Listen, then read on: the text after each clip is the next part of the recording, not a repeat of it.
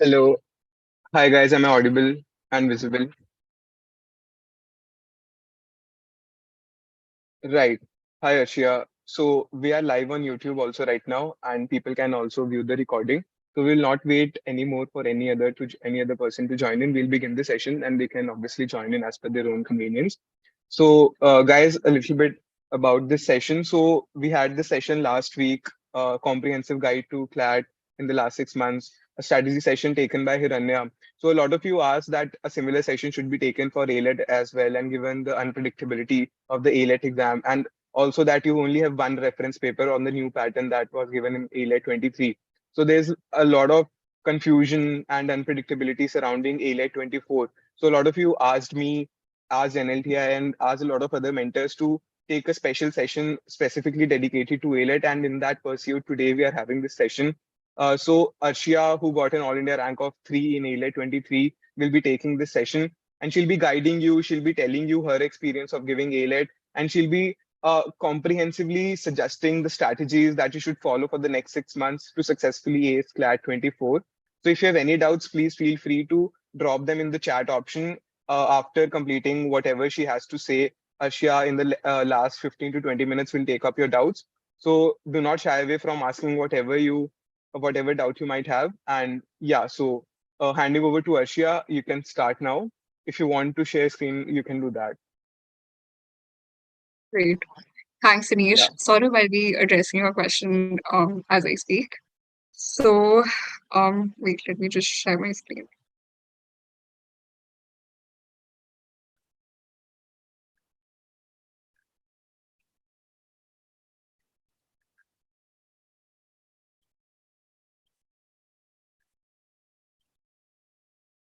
Okay. Is my screen visible?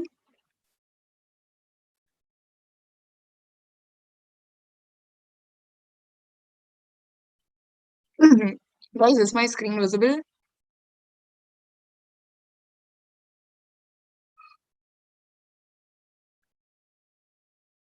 All right. So I think Anish has already given my introduction, so I'll just start off with the session. Now, I feel like I can relate to a lot of you. Why? Because last year, this exact time, I was in the same shoes as you. I felt extremely directionless. I didn't know what CLAT as a paper entailed. I didn't know how to go about it. I didn't have a strategy. I didn't have a good backup option. And overall, I just lacked guidance. And that's why I think if someone had shown me this session back then, I think it would have really helped me a lot. So I hope you get to learn a lot from this. I hope you get the guidance that you're seeking, and I hope you get to clear your doubts. So let's just start with it.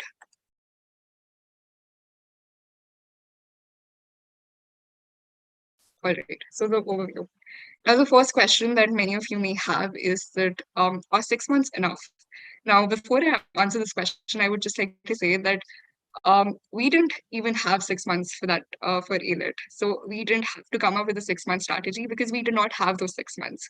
We only got notified about a paper that we were going to have on the 11th of December, just 4 months prior to it. That is sometime in August. And that's why I would just like to say that 6 months are more than enough for you to crack this exam. It's not that difficult. Honestly, you've been preparing for CLAT since I don't know when. And 6 months are more than enough to crack both these exams because I've seen people who have been preparing for 2 years. I've seen people who've been preparing for 1 year. I've seen people preparing for more than 6 months, less than 6 months. And all of those people have fared equally well. They've placed equally well. They're going to equally good colleges. And I don't think it matters just how much time you've been preparing for if the time that you've invested has been productive and has yielded you returns. So 6 months are more than enough. Second of all, coming to action. Now, a major part of why I felt directionless and I felt as if I was without guidance is because I was supposedly trying to complete some sort of a syllabus that does not exist. मतलब basically CLAT and AILET का कोई syllabus नहीं है, right?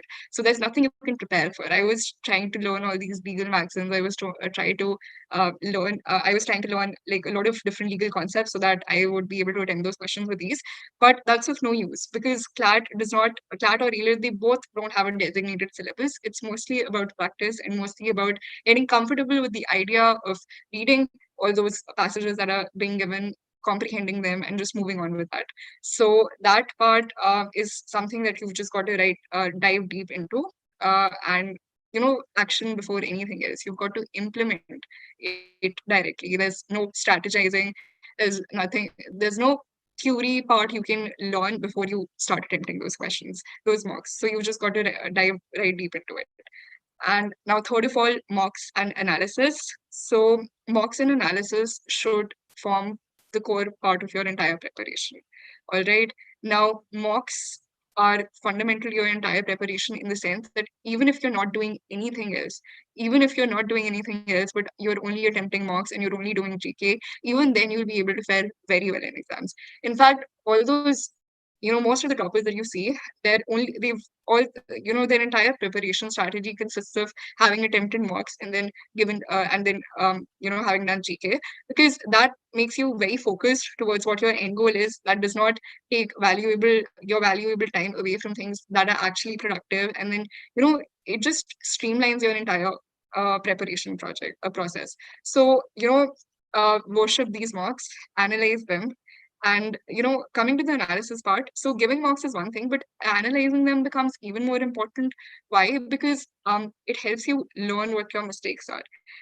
And I know you've heard this countless times, but you've got to understand just how important that analysis portion is. If you're giving marks and not analyzing them, if you're not seeing what your mistakes are, or if your correct answers are in line with the reasoning that they've provided, the answer key has provided, if you're not doing then essentially giving those marks will not help you that much. Why? Because then you won't be able to improve or capitalize on those mistakes that you've made. So mocks and analysis become very important along with GK, which we'll come to later. Fourth of all, dealing with anxiety and low scores. Now, this is something that is not talked about a lot, but is something that's extremely important, and something that I would like to talk about to a certain detail is that. So anxiety is something that's common amongst all aspirants. Whatever exam they might be preparing for, it's something that everyone has to face. And it's common because it's a very, very natural thing. It's very natural to feel upset about something that has the potential to decide your college, has the potential to decide your future career options and everything. So but now dealing with it becomes very important. Why? Because this anxiety is problematic only when you let it get to you. For example, there are two kinds of stress. Now, one that motivates you to become better, one that pushes you, one that helps you to improve your score, one that, it's sort of like a driving force in your entire preparation. Eustress, as you call it. Like a lot of psychology students might be familiar with this term.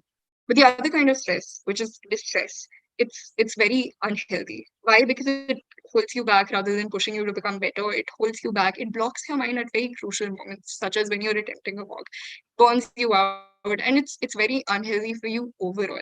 And so dealing with it becomes very important.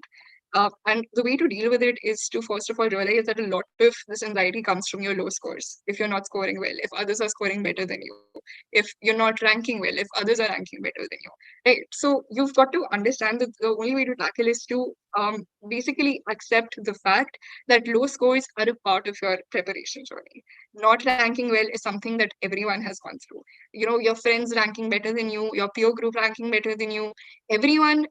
So it's something that's very natural to your preparation journey, and just accepting it and not getting affected by it is what you have to essentially do.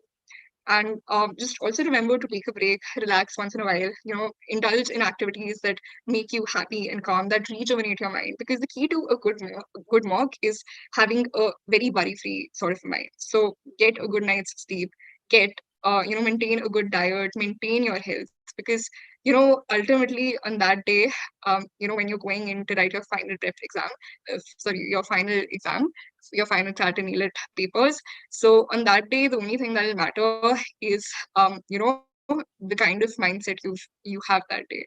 You have to be very, open to dealing with pattern changes, to dealing with anything that comes your way. And the only way you'll be able to do that is if you're anxiety free and worry free. So take this very seriously. A lot of people don't talk about it, but I feel like not taking everything to my heart was something that helped me you know cope up with the stresses of it all. Now, the fifth point I would like to come to is the peer group. Now, having a peer group is something that motivated me a lot. Now, my peer group is great, and all of them are placed very well now. They've ranked excellently, and they're going to great colleges. And point is that my peer group helped me improve myself. I would see them, and I would see them scoring well, and I would think that if they can do it, I can also. So, having that conducive, healthy, competitive, and cordial environment helps you a lot. Why? Because it just makes you think that those people are your real competition. You've got to ultimately compete with them. So seeing them helps you get an idea of where you stand and how to improve. So you can take tips from them, and it's okay if you don't have a peer group, but having that also helps always. So sixth of all, schools and exams. Now, I don't want to say this in case your parents are listening on this, listening to this conversation, but see, I think prioritizing your entrance exams over your school becomes very important. Now, your board exams are going to be in March, April, and you'll be done with your entrances, and the results will be out in December only, right? So you'll have those 2 months to sail through your board prep very well. But I would always suggest that prioritize CLAT and AILET over your midterms at least, over every school activity that you think is not helping you overall. Uh, because, see, CLAT and AILET will are ultimate deciding factors for your college, right? And both are something that you'll get ample time to prepare for. So indulging in preparing for midterms very religiously while just turning a blind eye to CLAT and AILET, it won't work and it won't help you ultimately. So you just got to pay attention. So you've just got to prioritize, see where your priorities lay, and you've got to work towards achieving them. Seventh of all, paper pattern changes plus improvisation. Now, this particular quote that I'm going to say. It's something that I learned of when I was in the midst of my preparation. So it says that not surprising you with the pattern change would be surprising in itself. So just take it for granted that the paper pattern is going to change. Just accept the fact that something or the other is going to change. Maybe they'll eliminate a section altogether. Maybe they'll add a section altogether. Maybe they can do anything basically. You have to take it for granted that I am going to be surprised and that I need to be mentally prepared for that. So just take it for granted. Second of all, improvisation becomes very important. Strategizing in the moment. What I used to do was that I would pick up my paper and the first 30 seconds I would just roll, just flip through the pages just to see whether it's a lengthy kind, whether the passages are short, whether GK is, whether the passages are long or short, or whether the paper pattern has changed, whether quant may I have graphs or not. Because accordingly, I would then strategize. I would then divide time. I had a set pattern in mind, but then I would get flexible enough to move around it.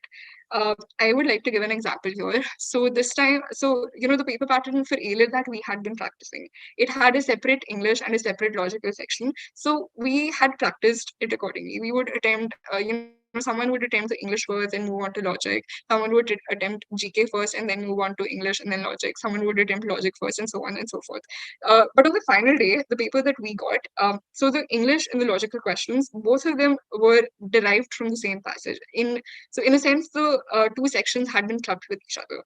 But those who weren't flexible enough, what they did was they would read the passage, they would solve the entire English section first, then they would go back to that passage and then solve the logical section separately. And that lost them valuable time. So the only way to counter all this is to be flexible enough to maneuver around the paper in a way that saves you time, in a way that's more effective, in a way that's more productive for you. So strategizing in the moment becomes very important, and you've got to be open to that idea. Now, eighth of all, speed. So we know that CLAT has decreased the number of questions it's going to put in the final paper, but we don't know whether AILET is going to do the same. I've not gone through the recent updates, so I'm not sure whether any such update has come or not. But as far as I know, I don't think AILET has reduced the number of questions it's going to ask, and that's why speed becomes very important. Why? Because earlier you were practicing for speed, while giving mocks for CLAT also. But now CLAT has become more of an accuracy-based paper. But in AILET, you've still got to hold on to both. You've got to hold on to your speed as well. You've got to hold on to your accuracy as well.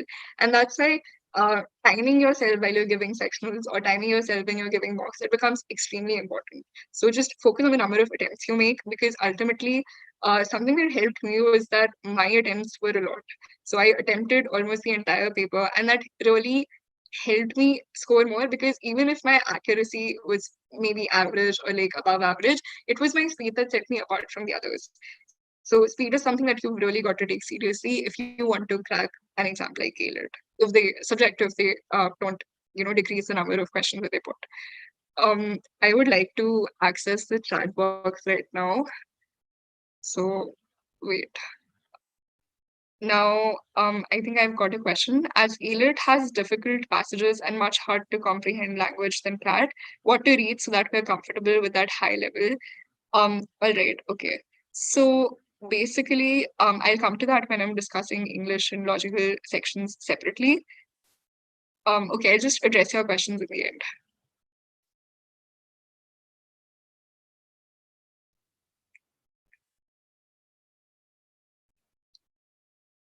Okay, moving on to English as a separate section. Now, first of all, read a lot. I think everyone, every aspirant who's who's moved on after clearing the paper, um, may have already told you to read a lot. But take this seriously. If so many people are telling you to read a lot, then maybe that argument holds some merit. So just focus on reading a lot. Now, newspapers, our editorials are one thing that you can cover. Why? Because they've got a diverse range of topics. And second of all, while reading newspapers and editorials, you'll also get acquainted with the current affairs and the current happenings of the world. So it'll be like targeting two birds with just one stone, and that'll save you a lot of time. While preparing on a day-to-day basis also, because both your reading and your current affairs would be then moving side by side. So read a lot, newspapers, editorials. There are online magazines like Open Magazine, and just note down these sources if you want to. Open Magazine is good. Indian Express and the Hindu for newspapers. Just read those editorial sections very seriously, and you can also choose to read different books to get a grasp of all those narrative passages that are based on narrations and stories. Second of all, read diverse topics. And I say this why? Because sometimes you might not comfortable with passages that are related to a particular subject. Now, for example, I was never too comfortable with passages based on philosophy, and that is why whenever it would take me a little more time as compared to others, maybe who were very comfortable with it, to get through those philosophy passages, because I was never comfortable with that language or that idea in general. So what I did to counter that was, and a lot of you might not be comfortable with different subjects. For example, someone might not be comfortable with economics, someone might not be comfortable with psychology, and so on and so forth. So the only way to counter it is to read topics, read those passages that are based on topics that that are related to subjects that you're not comfortable with. So if you have a problem with economics, read passages that are based on economics. Why? Because this will just help you get comfortable with those economic terms and terminologies.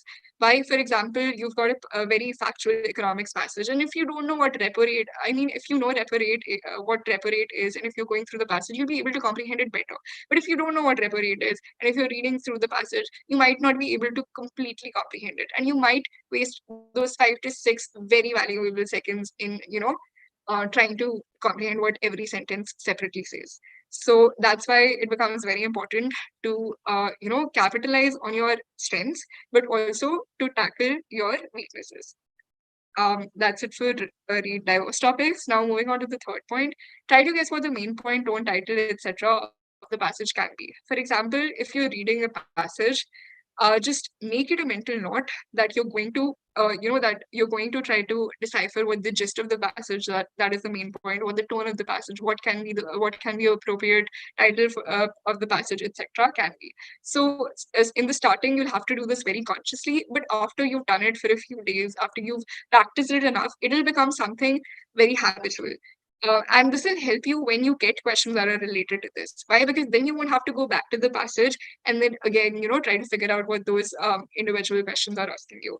And this honestly helps you. So just try it out.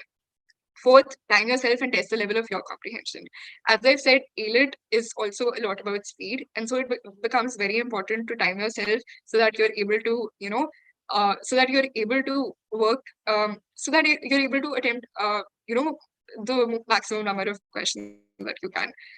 That's why when you're reading passages, set an appropriate time limit that correlates with the number of words of that passage, and also test the level of your comprehension. Sometimes when we're reading, what happens is that we get distracted, or that we have to go through the same line, 2 to 3 times, and that again is a total wastage of the time that you've been provided with.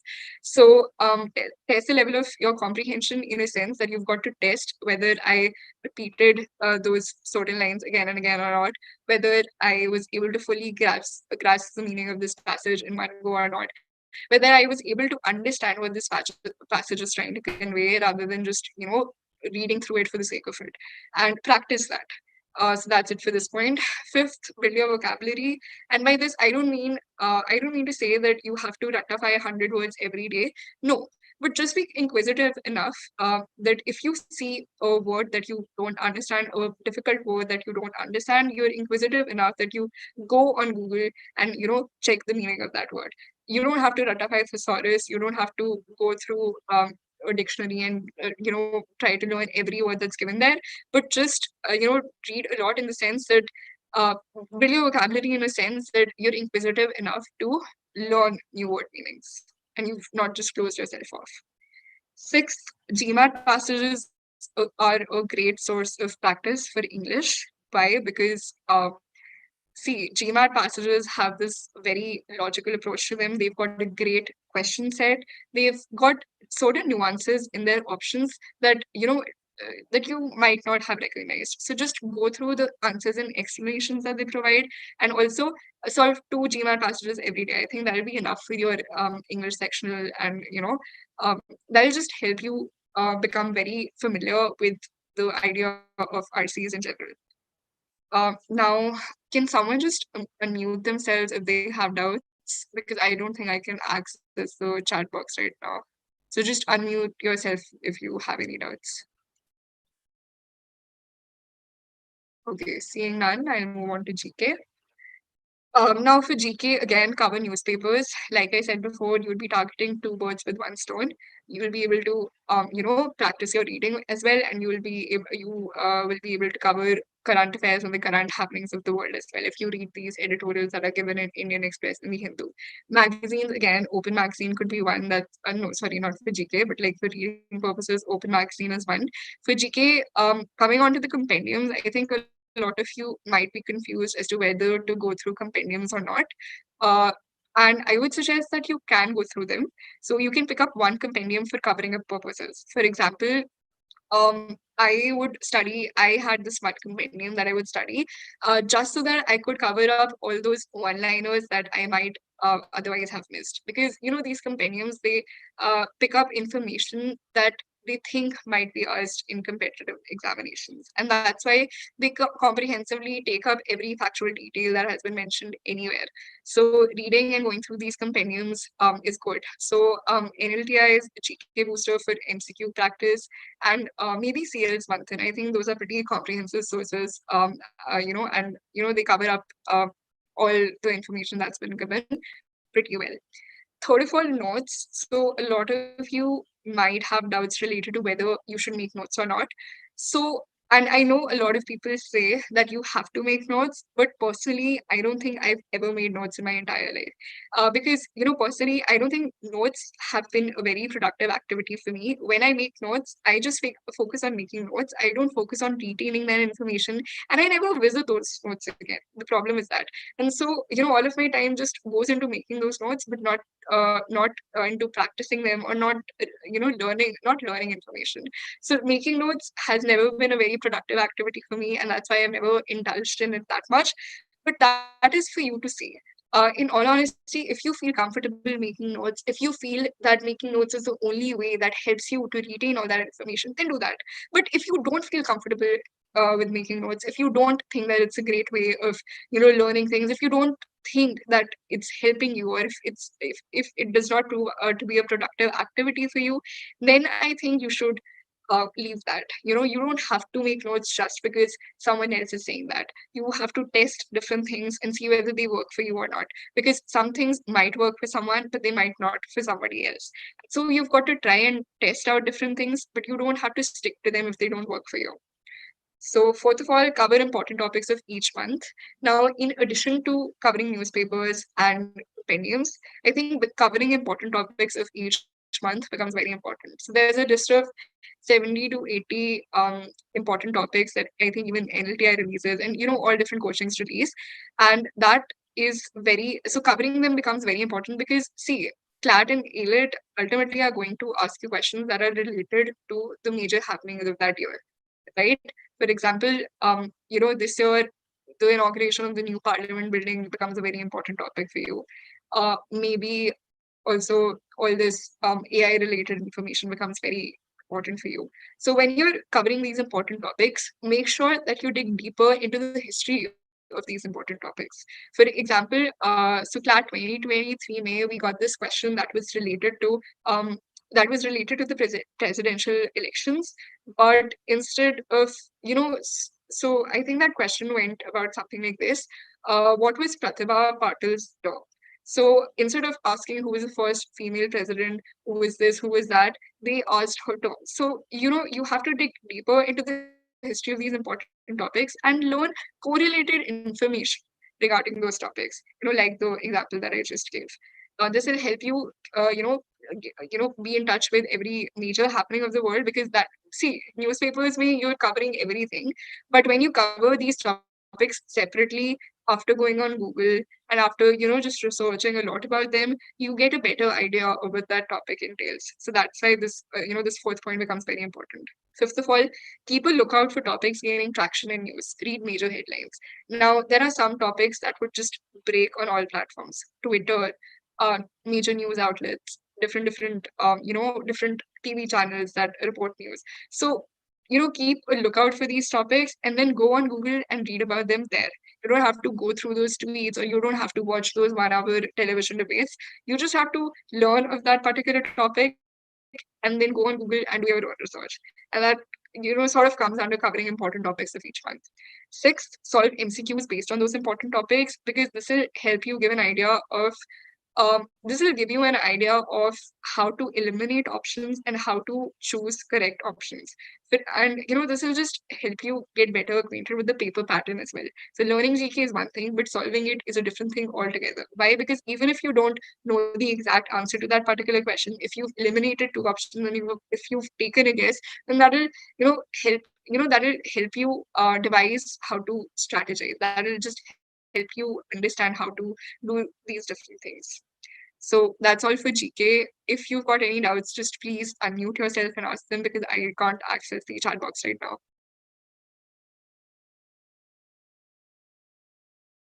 We'll move on to logical reasoning. Now again, logical reasoning is unpredictable. You don't know whether you're going to get one-liners. You don't know whether you're going to get AR or whether you're going to get CR based, CR passage based questions. And so the only way to tackle this again is to be prepared with everything, prepared for everything. You have to know how to solve one-liner questions. You have to know how to solve passage-based questions, and also AR questions, and also conventional LR topics. And that's why prepare all these topics: syllogisms, patterns, charts, time. Just get acquainted with the concept of all these topics, because they're not that hard. Syllogisms are, pretty much the easiest of all the LR, of everything that LR constitutes. And syllogisms, patterns, just read those topics, practice a few questions, and know how to solve them. That's the major thing. Even if you're not sitting every day and solving them, you just have to know how to solve them and be comfortable enough that if you get those, you can solve them with ease and not get troubled by the idea of them. Third of all, CR preparation. If you get passage based questions, then the preparation for that gets covered with CLAT only. But the only thing that'll change here is the speed factor. Why? Because CLAT, again, as I said, has become more of an accuracy based paper, and that's why the speed factor has taken sort of like a backseat. But in AILET, speed and accuracy both matter a lot, and that's why for those passage based preparation, you can give sectionals and time yourself on it. Right? And you can solve different mocks, which will help you get acquainted with that idea better. Now, fourth of all, focus on AR. See, analytical reasoning is something that I personally feel is very scoring. But I've also seen a lot of people not attempting AR because they think it's something related to mathematics, something related to quant, or something, maths is my weakness, I can't solve AR. But you don't have to do that because AR is very different from quant or mathematics. It's pure logic, analytical reasoning is pure logic. It's very easy. A lot of people don't attempt that, but if you do, that's extra points that you're earning. So just try to attempt it. If it's difficult, you can move past it, but at least see whether you can attempt it or not, and then try to. Then, fifth of all, increase reading for CR based, for passage based questions. Reading is something that's common to both the papers, and it's common to both English and basically everything. And just become comfortable with reading diverse topics, as I've mentioned when I was discussing the English section as well. And read a lot. Read newspapers. Read editorials.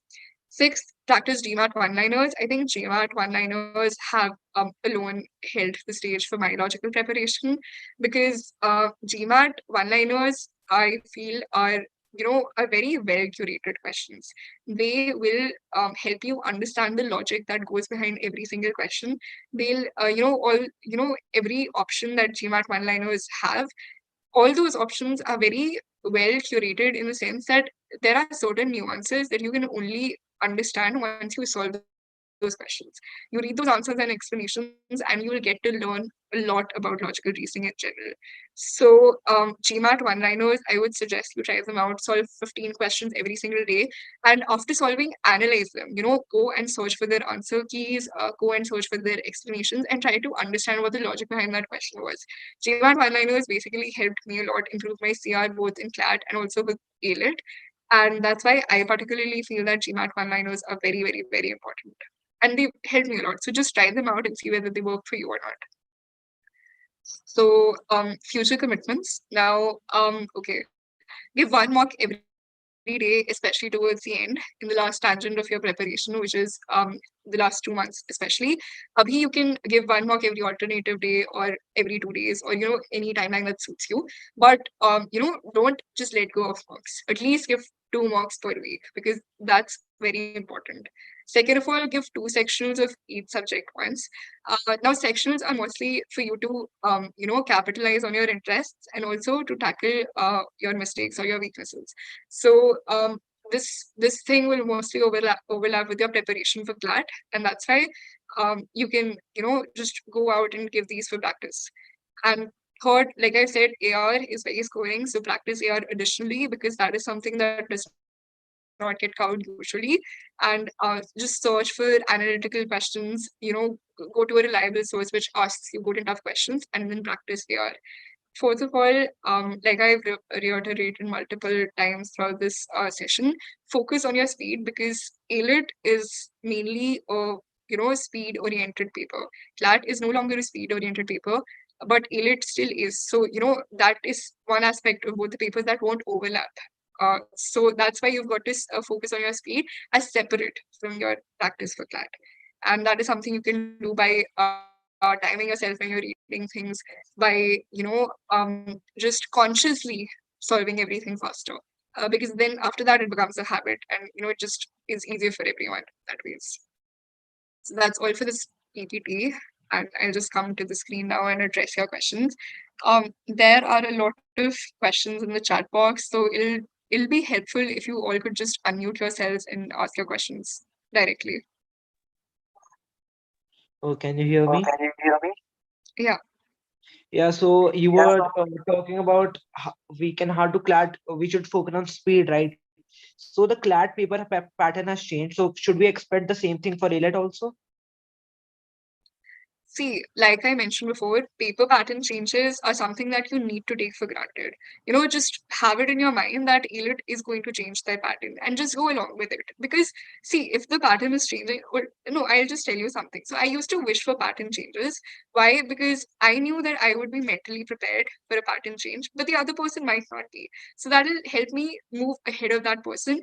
If otherwise we would have placed equally had the pattern not changed. So don't be afraid of those pattern changes. Take them as an opportunity to score better. Why? Because pattern changes are something that are not only happening with you. If the paper pattern has changed, it has changed for everyone, right? So be mentally prepared to face them, and just take it for granted that the pattern is going to change. Okay. Yeah, does that answer your Yeah. question?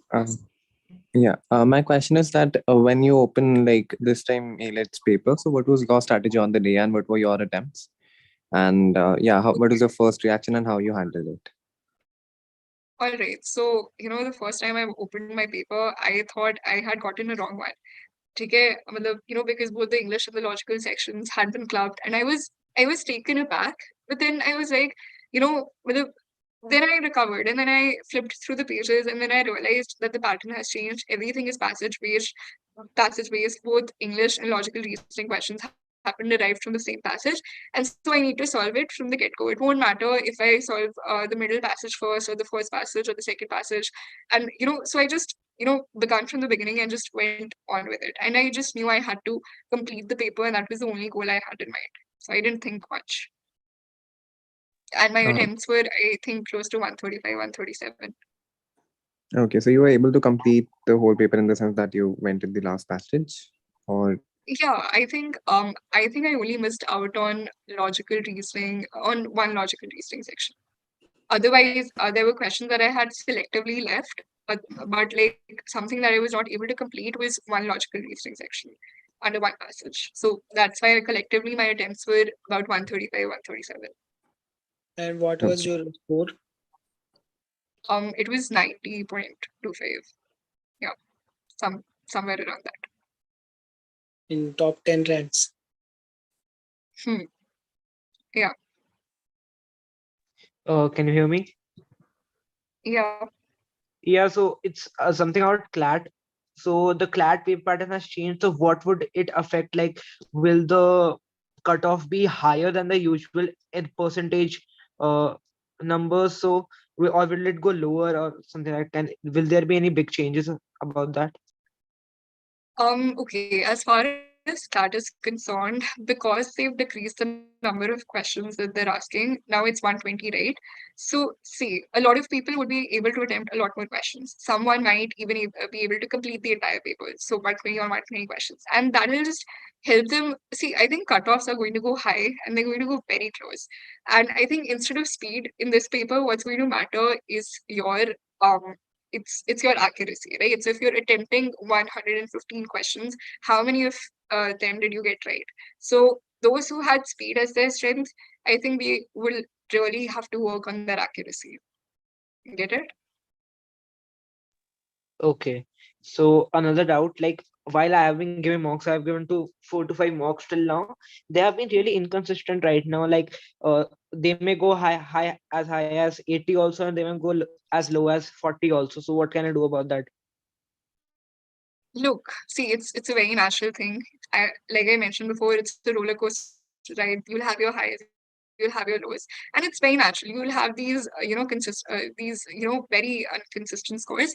But that should not matter. Why? Because right now your main goal should be giving more and more mocks and then analyzing them. The only thing you can do about your scores right now is to analyze where you went wrong. Why were the two mocks that you attempted were they different, or was your approach different, or why did you score less in one mock and pretty decent in the other mock? So you that is something that you've got to analyze. Analysis is what will help you improve and just again capitalize on your interests. Okay. Any other question? So while attempting a mock, there has to be a strategy to attempt that. So Mm-hmm. most of the people, that what they do is like they start with a comprehensive base, then they go to a less comprehensive like a GK or a math, and they do it like Mm-hmm. alternately. So what was your approach to the mock or the In AILET? fact, Both okay. mock AILET. All right. So, coming to CLAT first, I think quant used to be my headache section. So, I would like freeze when I was attempting quant, and so that is why I kept that in the end. Otherwise, I used to, fiddle around a lot with my flat paper attempts. I would attempt once, maybe I would start out with English, then I would go to GK, then legal, then CR. Sometimes I would start out with legal, then go to CR, then go to English, and it just kept changing. But one thing that remained constant was that I kept quant in the end. On the final day, I attempted the paper as it came. So I attempted English, then GK, then legal, then logical, and then quant. As for AILET, I think starting May I used to attempt starting May also I used to attempt it as it came. So English, then GK, then logical when we were following the 2022 paper pattern. But on the final day also I just went along with the paper as it came. So I started off with the first passage, solved the English section, the logical section, second passage, and so on. GK in the end. Okay. And can you please tell us about what ranks you used to get in the mocks, both CLAT and AILET, and what would be considered a decent rank in like different coaching and also? All right. So I would suggest you don't look at ranks. Look at the scores you're getting. Okay, and compete with yourself. Don't compete with others, because a lot of times what happens is that a lot of people cheat. So getting a 130 out of 150 in any mock is not that it's not that realistic. So if the same person who you don't even see in classes, who you don't see in general, if this person is out of nowhere getting 130, 140, even 115 marks, it's pretty unrealistic. So just don't pay attention to these people. Like I said, I, for example, had a peer group. I knew these are the people I will compete with on the final day as well. So I would put myself against them rather than people on the leaderboards. Why? Because see, I would not pay attention to them because I didn't know how they were preparing. But I knew that these people were attempting their mocks honestly, and all the scores that they were getting were realistic, and that's why I just looked at them. And personally, I think mine was like I was enrolled at CAT Possible, and later I joined NLT's test series and all. So as for CAT Possible, I think yeah, so I started off with 80s, and then I moved on to 90s, and then hundreds. So yeah, so my score range was that, and NLTIMA it was also close to that, 80s and 90s, and then hundreds. So Yeah, it's thank you. sort of like this. Yeah, sure. How Thank do you. you manage CLAT preparation along with your schools? Okay, school and chat prep. Okay. See, so even our paper happened in December only, right? And so our boards were to happen in March. And I knew ki I would have ample time to prepare for my boards after I was done, after I had secured a college, after I was done with both these entrances. And that's why I didn't pay a lot of attention to school. I did not pay a lot of attention to my midterms because I knew that my main goal was CLAT and AILET, right? So but my main goal was securing a college, and I would only be able to do that if I fare well in CLAT and AILET. And that is why I prioritized it above all else. I did not take a lot of part in school activities. Now, I'm not telling you to not, to completely distance yourself from school, but to judge for yourself what's important and what's not. If it's an activity like poster making, or any such futile activity, you don't have to waste your time over it. You can choose to do something more productive that is giving more marks, because if your end goal is CLAT and ELIT, then you've got to prioritize it as such. And do you have your reading skills from very beginning, or you gain this such much of reading speed by preparing? As you said, you have Correct. attempted 135 questions in AILET in just 90 minutes and get maximum correct. Okay, so all right. Now I used to read, but not as extensively as others might, as others do. So I think I was able to improve my speed because in the last 15 to 21 days of my preparation, what I started out with was I was facing a problem with my speed. And so what I did was I would give one CLAT mock and one AILET mock back to back every day. And that doing that for like 1.5 or 2 weeks, that really helped me improve my speed, because that helped me sit for a longer period of time, for longer durations. It helped me maintain my attention span. And these are it's these little things that help you, that culminate into improving your speed, and just attempting the paper faster. And so for me, in the last quarter of my preparation, which was basically the last 2 weeks, I used to get 130 give one CLAT mock, one AILET mock back to back every day. So that would help me attempt mocks also, and that would help me improve my speed also. So that is something that really helped me. Now, I'm not saying you should start giving one CLAT and one AILET mock every day from now only, but maybe in the very end of your preparation if you're facing a trouble with your speed. And how much time you allocate for the GK, and what other steps you do for GK? Okay, for GK, in AILET, it was 5 minutes because it's just MCQ based questions, no? So you attempt them quickly. You just look at the option, you mark it. So 5 to 7 minutes in AILET. And CLATME, it used to take longer. CLATME took me longer. It took me 10 minutes to complete the entire GK section. Actually, during Yeah, preparation, so about uh, UK, how many sources you uh, outsource for GK, and how much time you allocate for GK in preparation, not in actual CLAT? Okay, so like I said, even by only giving mocks and even by only doing GK, these two things together, you can fare pretty well in the paper. So you give your mock, you analyze it, and then the rest of the time you have, you put it towards your GK preparation.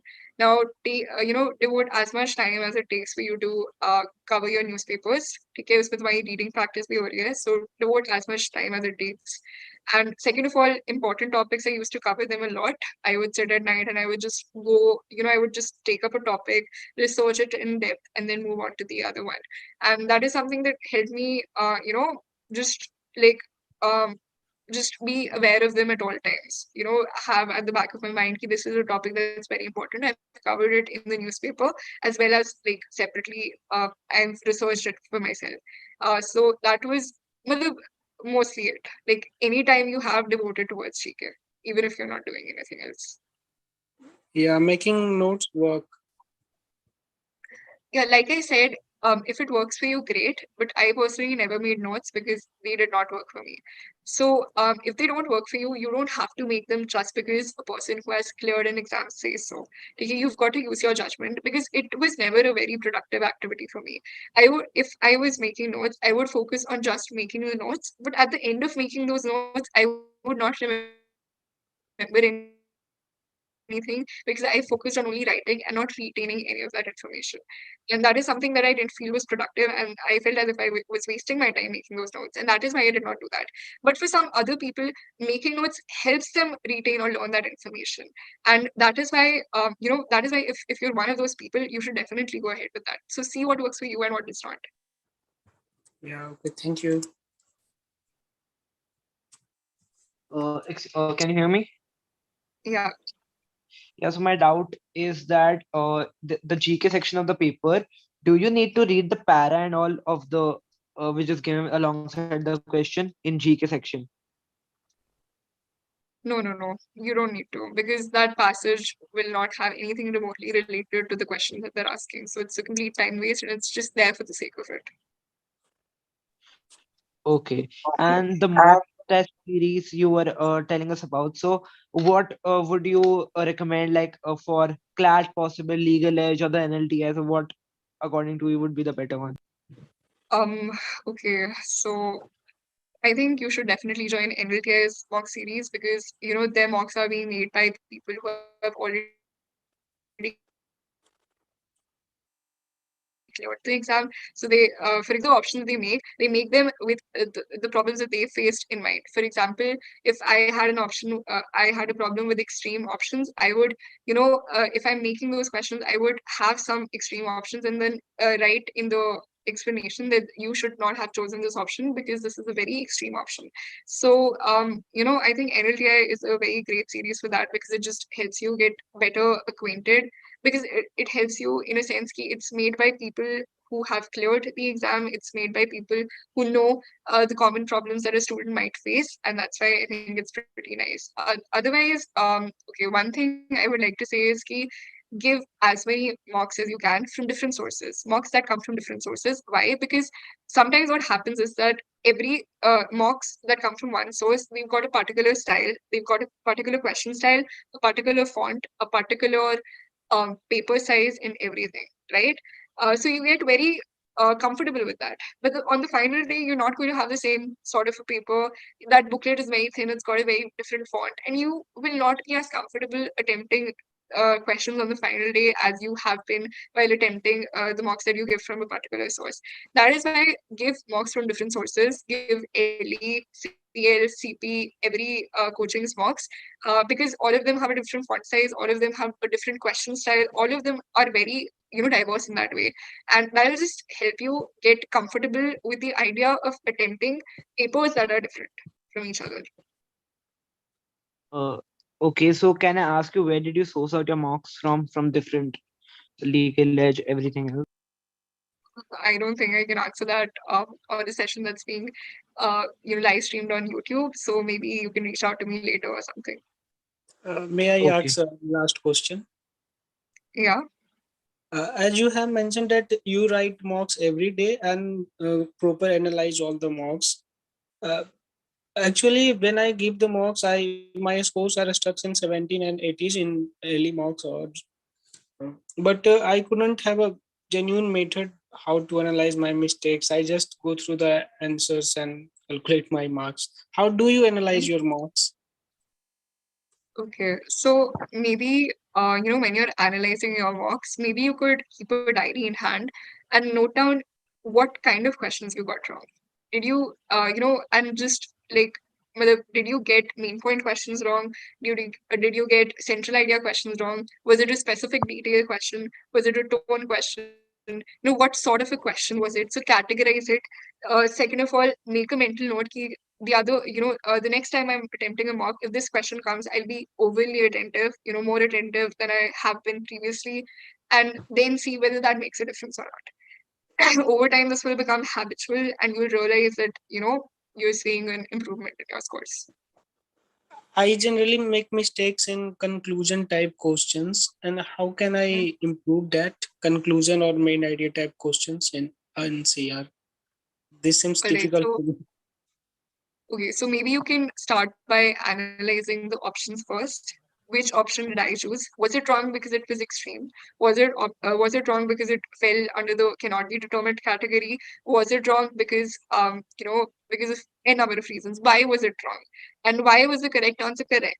And why did I not think of that? So it's a very common reasoning that I think everyone must have already told you before, but this really helps just analyzing why was I wrong, why was the option that's correct, and understanding. Yeah, thank you.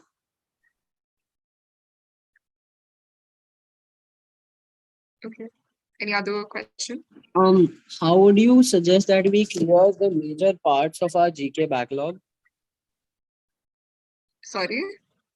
I was asking, how would you suggest that we clear out the main topics from our GK backlog? Like something, let's say before March to January or December, something like that. Okay, all right. For that, I think you can cover the main topics.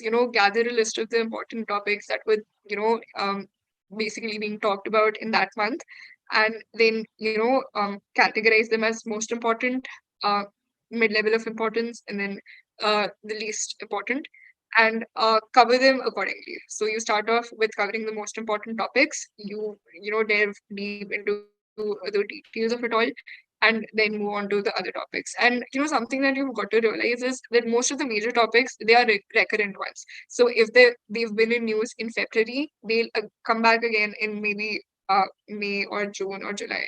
And so all of these recurrent topics are something that you've got to pay special attention to, because they've been in news so much that the possibility of them appearing in your final paper is also higher. Is that fine? Does that answer So your question? is it Yeah. so is it true that solving the GK section of a CLAT or AILET is through the Hindu paper? See, don't generalize. Papers are prone to pattern changes. Papers are prone to source changes. They might, Hindu and the Indian Express are very good and suggested readings. Why? Because they offer you a very factual source of everything. They cover all the important topics, and they're written from a very, I mean, although biased sources, but but they provide you with information, to say the least. So don't Okay. generalize कि paper वहीं से आएगा. Be open to anything. You don't know where the paper can come from. Sometimes it's from Guardian, which is like not an Indian source at all. Sometimes it's from different. It comes from different places. So you don't have to generalize. Ki Hindu se hi aayega. I'll have to read Hindu only. Hindu is a good suggested reading, but it's not like the paper is going to be based out of it. So keep your eyes open.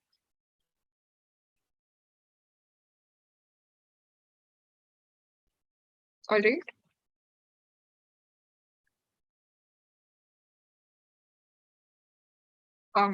Does anyone else have questions?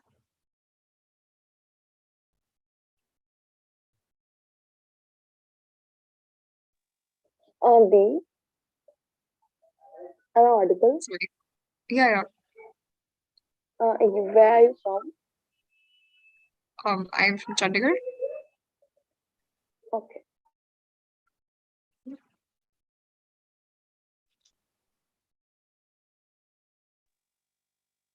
So have you joined NLU Delhi or NLS Bangalore? I got qualified for Delhi, so I joined in New Delhi. Are you enjoying NLU Delhi? Sorry. Are you enjoying NLU Delhi? My college hasn't started yet. I've got like 1 more month before it starts, so can't really answer that question. Yeah, thank you. Thank you for your time.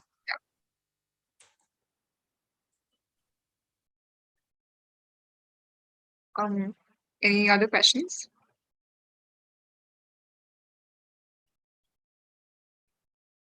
We've got some in the chat box. Should I read daily Manthans? So, I personally feel that Manthan proved to be a good comprehensive source for me. Why? Because it covered all one-liners pretty well. So that is the only reason why I used to read it. As for ratifying it, don't just go through it as an additional source of GK, not as your primary source of GK, right? So primary source should always be newspapers, but you can read Manthans to get those little pointers and those little factual one-liners that you might have missed otherwise. Apart from Hindu or Indian Express, what are other materials what are other materials you would like to refer for reading diverse topics? So read books, read different articles. Sometimes, again, this is something I would like to mention in relation to the legal reasoning section of CLAT. If you're facing a trouble with if you're facing a trouble with the legal terminology, then it'll be good if you read legal columns. Read read commentaries on legal judgments, read different read short articles that are related to a particular law or something like that. And that also helps a lot. So live law or bar and bench are good sources of that. So you can read maybe 2 passages every day, and that'll help you get acquainted with legal language as well. Yeah, AILET mock test series don't have CLAT to cover up for your speed as well. AILET mocks separately if you're serious about AILET. So it'll be suggested if you take an AILET mock series separately. So one more doubt in GK. So there is different types of GK, like one is related to law, related current affairs, and one is the general current affairs. So what should we focus more on? Of course, should we focus on law more or the current one? So don't categorize it in the sense that this one is related to law, so I won't focus much on that. This one is related to like the conventional topics, so I will focus more on that. Don't generalize it accordingly, because see, look at it from the perspective of what is most important, what is less important, and what is the least important. Because see, the paper can ask anything. The paper won't differentiate between this is legal, this is related to legal news, so I won't ask that. In fact, it's a law-based paper, so they might ask that, right? So don't categorize it like that.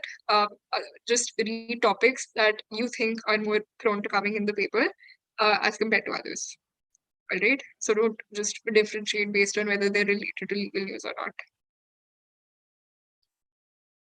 Okay. Okay. Um. So I'm giving mocks twice a week, and rest days I'm practicing and analyzing sectionals I'm timing myself, etc. Is it okay? So again, for now, it's okay. Giving mocks twice a week, it's pretty good frequency, and you can work with that. But as you come closer to the main day, instead of giving sectionals, give one mock, because see, sectionals may. You have to focus only on English. You have to focus only on logical. But on the final day, when you're giving all the sections collectively, like one integrated mock, one final paper. So that teaches you judgment also, that teaches you how to be flexible. Sectionals don't teach you that. Sectionals are good for practice purposes, but sectionals don't teach you how to be flexible enough that you can maneuver around the paper in a way that saves you time, that helps you. So sectionals don't teach you that, mocks do. So abhi giving two mocks twice a week, it's nice, but later on, increase giving mocks more, and you may choose to do or not to do sectionals there. Abhi, it's good. Anything else? So You can put your questions in the chat box if you want to. so like I am really bad at maths right now. Like it's really hard for me to focus on maths. So would it be better for me to leave the section altogether, or should I be wasting my time over there? No, no, no. You don't have to leave. You must not leave any section. Why? Because now, see, even the number of questions is less, right? So if you, I don't know how many questions you have for quant. Maybe it's 8 or 7. Like I don't remember. But if you're leaving those questions, so you're just essentially missing out on all those marks, because now everyone else is attempting almost all the questions. All the toppers would attempt almost all the questions and then get scored on accordingly. And second of all, I would just like to say to all of you, like a general piece of advice would be to not categorize any subject, any section as either your strength or your weakness. All right. If you categorize it as your strength, and if that section turns out to be the most difficult section of the entire paper, and if for some reason it does not go well, then you will get discouraged and you'll ruin the rest of the sections of your paper as well. But if you consider a particular section to be your weakness, for example, maths is your weakness, and if that turns out to be the easiest section of the entire paper, others will get almost full in those in that section, but you will lose out on valuable marks, because see, one mark sets the difference between 10 ranks. मतलब एक mark पे 10 ranks का फर्क पड़ जाता है. So if you're leaving that section only because you think it's difficult, if you're not even trying to solve that particular section, then you're losing out on evaluable marks. What you can do is keep quant in the end. So if you have time, you devote that time to quant, but at least check it out and don't just leave it because you think maths is difficult.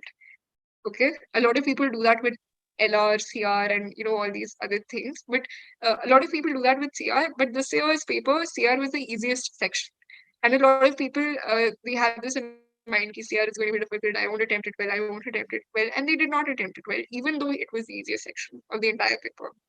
So don't do that. Okay, so let's come to the English section. English section. So over there, the answers like I attempt all of them over there, but so how do you decide whether do you have to leave a question or do you have to attempt that question? All right, that's an interesting question, because see, what I used to do was I would look at the 4 options in front of me. Sometimes what you can do is you can eliminate at least 2 options, right? So you eliminate 2 options and you're left with just two. Attempt that. Don't leave it just because you're not entirely sure whether A should be your answer or C should be your answer. Okay, attempt that if you've eliminated 2 options. But if you're not able to eliminate any option, if you think the question is that difficult that you're bound to lose marks, then it's only then that you don't attempt that question. It's not when you're only left with 2 options or 3 options that you think ki nahi karna chahiye, lose marks, because you've got a lot more to gain than you've got to lose, right? So one right question will amount for 4 bad ones, right? So even if you attempt 5 questions for the sake of attempting them by guesswork, you've got a lot more to gain. They'll get neutralized. Getting it? Oh, okay, thanks. And what was your reaction when you see the new pattern of AILET exam in the examination hall? Okay, so like I said, I was shocked initially. But then, I realized that everyone is in the same boat, and I should just, continue with giving my paper. There was no point of me reeling about the fact, being troubled over the fact that the paper pattern has changed, because if it has changed for everyone, and I can't do anything about it but solve it. So do you attempt your English as well as logical reasoning section of the passages in the same manner, or you just first complete all the English question and then return back, read again the passage and solve the logical reasoning? See, you got to realize that if you read the same passage twice, you're wasting your time other passage in the time that you spent in reading that passage again. So, in the paper pattern that featured in 2023's paper, I read the passage, I solved English and then logical, then I moved on to the other passage. I did not solve the English section first. See, you've got to be really smart in terms of, what will help me conserve time and what will just waste my time. You've got to have a good judgment related to that. Yeah, so in the first passage there was question of coding and Elizabeth. Mm-hmm. Yeah. So do you are stuck in that type of question or waste your time or just skip those type of question? Look, if it's a very difficult question and if you're not able to solve it, then you can skip to the other one and not waste your time. But after a while, you'll realize that the entire paper is like that, and you can't skip everything. So you'll have to attempt something. So that is why I say flip through the paper once and see what kind of questions it's asking, what kind of pattern it's following. Only then will you able to make a good judgment as to what to leave, what not to. So do you also need to read the passages when you get stuck in infer type question and weakening the argument, strengthening the argument? Yeah, you have to see if the question is derived from that passage, then you have to maybe go back to that passage to confirm the choice that you've marked. I mean, it's not like once you've read the passage, you can't go back to it. It's there for a reason. It's reading comprehension, because it's available at all times. You've got to go back to the passage and see whether what I've marked is correct or not. I mean, this much you'll have to do to ensure accuracy.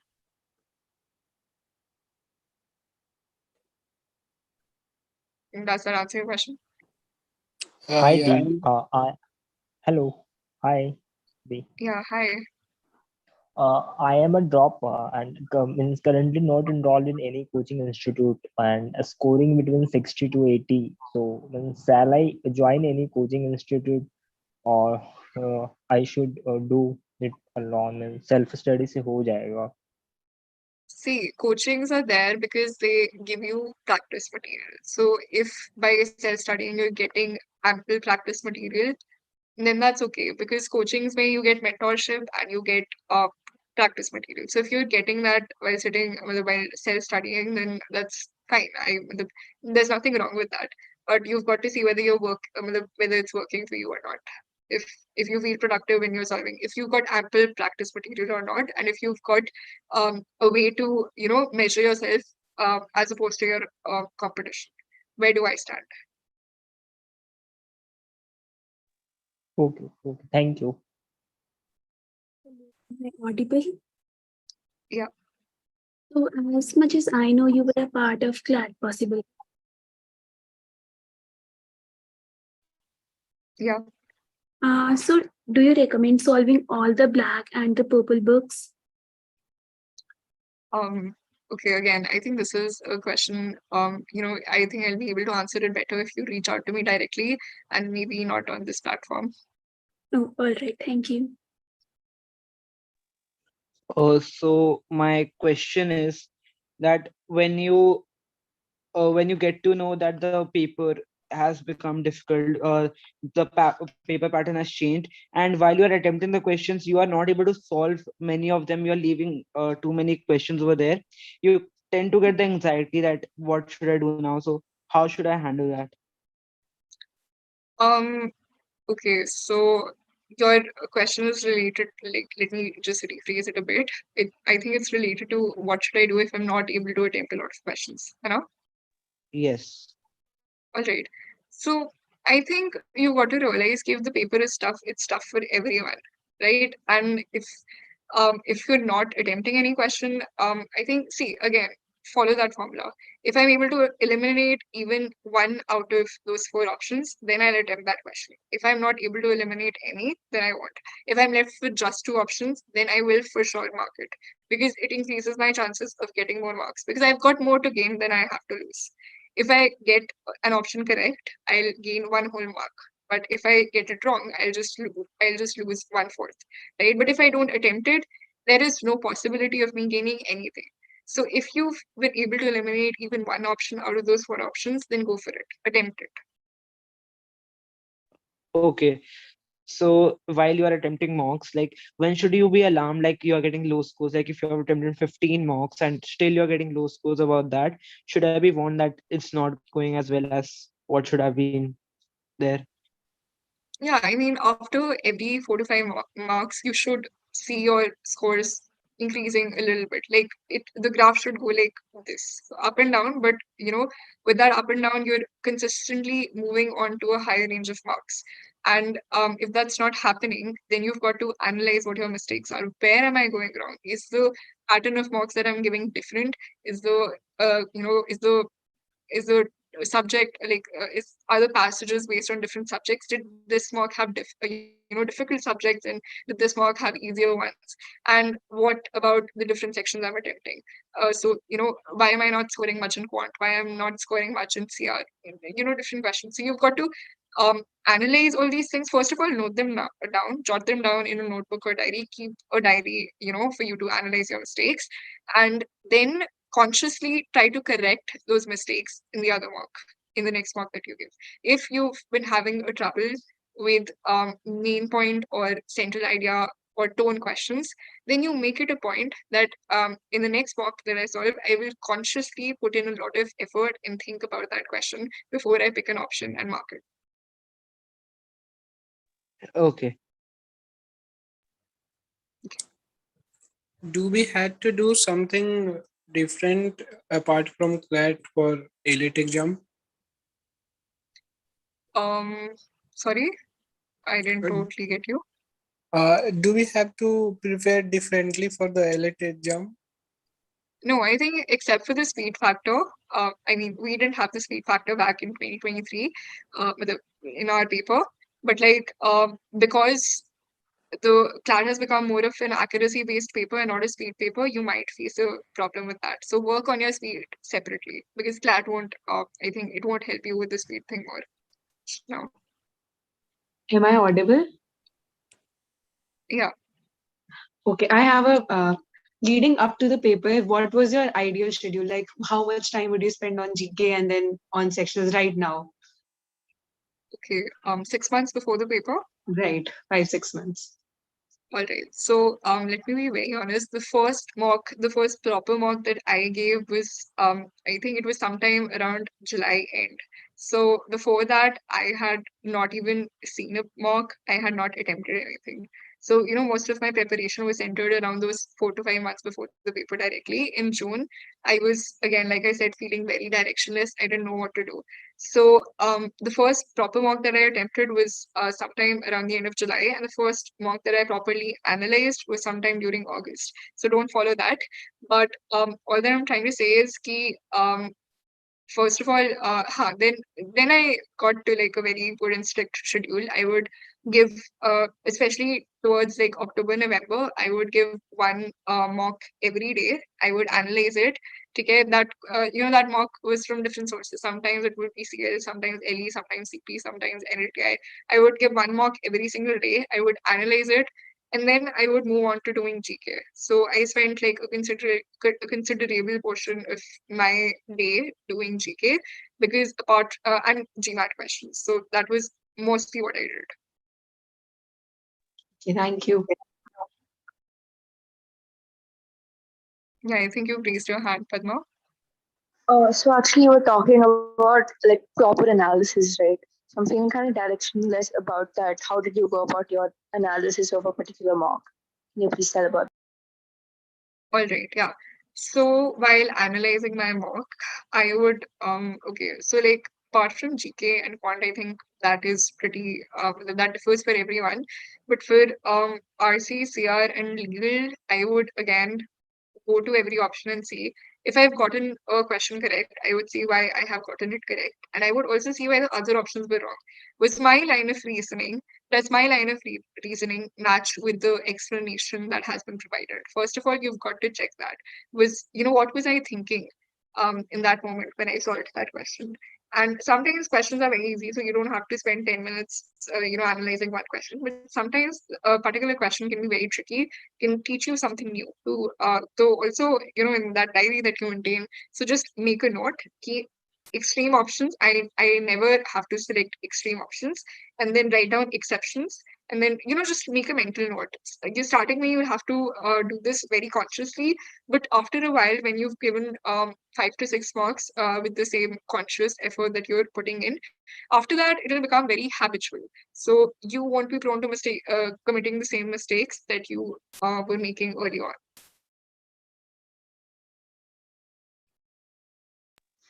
Okay, got it. Thank you. Yeah, I think was that okay? Did that answer your question? Yeah. Thank you so much. The shows you've raised your hand. Yes, so I wanted to ask that if you're not able in your first attempt, like after in the December, you're not able to get the achieved the what you thought you could get the university like in top 5 NLUs. So should you take a drop, or like should you just focus on some other like SL, ALET, or something like that, other universities? Look, that totally depends on you and your family circumstances. See, basically, all right. Then that won't be right. Matlab, then wasting 2 years of your life just because of CLAT and AILET, then that does not seem like a good option.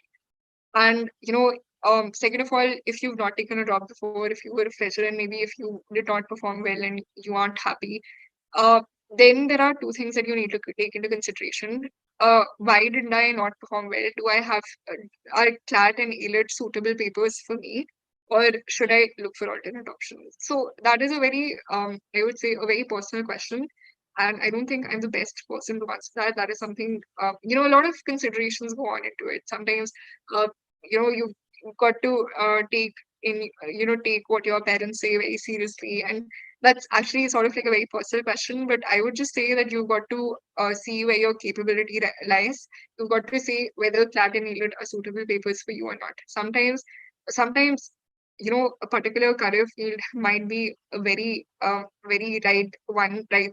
It might be very right suited for us. But sometimes, the journey, the path to get there might not be. So if CLAT and AILET are not suitable papers for you, then you've got to know that from within, and then you've got to act accordingly. So maybe move on to other papers.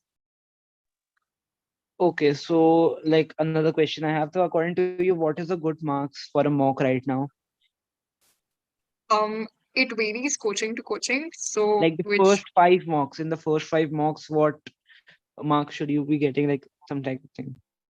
all right. So again, it varies coaching to coaching because the difficulty level of questions that come from different sources are all different. So could you like specify which mocks are you talking about? So I don't know, but you are from Chandigarh, so I think you would know about the bullseye, hit bullseye. Yeah.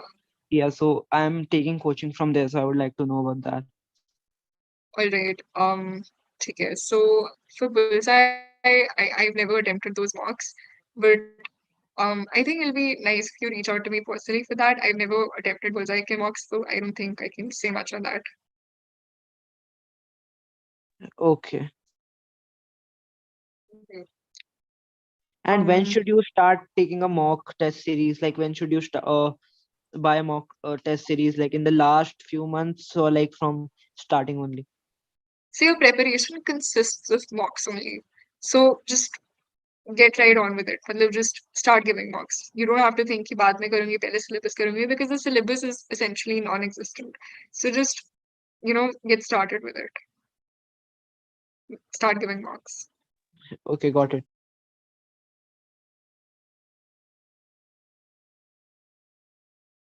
Um, any other doubt?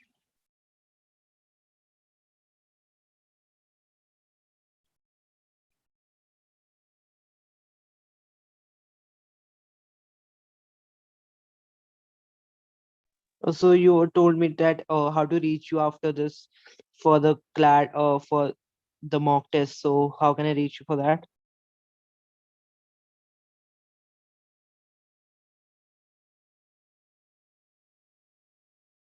You are muted. I don't think I can hear you. Yeah, hello. Yes. Yeah, so I'll just put my email ID in the chat box. You can reach out to me through that. And you can also reach out to me through NLTI. So just contact them. Okay. Yeah.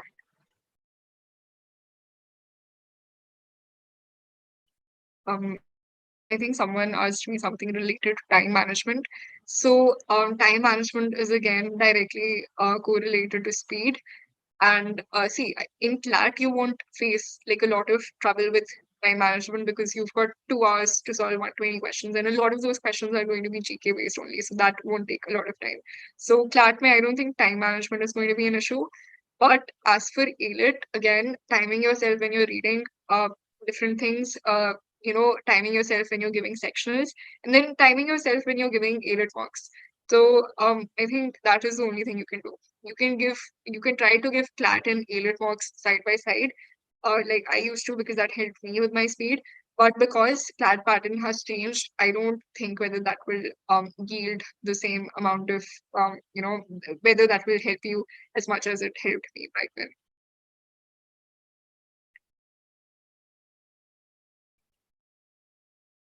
Yeah, any other question or should we end the meeting?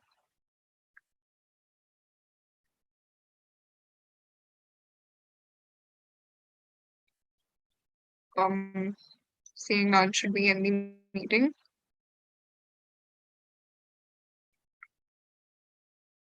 Okay, so thank you guys for staying till the end, and I hope you got to learn something. I hope you got the guidance that I personally wish I had back then, and I hope you had a good time. So